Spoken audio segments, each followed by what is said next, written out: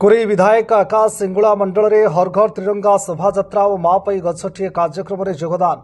प्रधानमंत्री नरेंद्र मोदी आह्वान क्रमे आज कोरेई निर्वाचन मंडली अंतर्गत रसुलपुर ब्लॉक अधीन नरसिंहपुर पंचायत में स्वाधीनता दिवस अमृत महोत्सव माँ पई गछटिए कार्यक्रम बहु आडंबर सह पालन करा जायछि।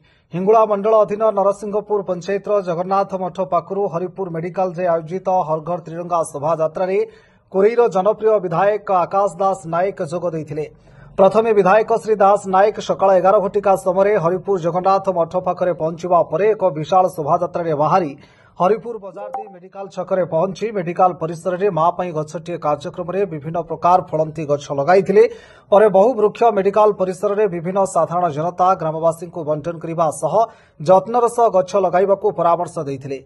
ଏହି हर घर त्रिरंगा शोभायात्रा विधायक श्री दास नायक आह्वान क्रमे जाति धर्म वर्ण निर्विशेष समस्त मनरे देशप्रेम जागृत करने लक्ष्य नहीं शोभायात्रा आयोजन कराଯାଇଛି बोली विधायक सूचना देइथिले। ए कार्यक्रम में विभिन्न स्वेच्छासेवी संगठन स्थानीय साई नर्सिंग कॉलेज 150 रु ऊर्ध्व छात्र छात्री और बहु हिंगुला मंडल बीजेपी कर्मी और स्थानीय साधारण जनता शिक्षाविद माने सामिल हुई भारत माता की जय वंदे माताराम विभिन्न प्रकार स्लोगान दी शोभायात्रा सामिल होइतिले।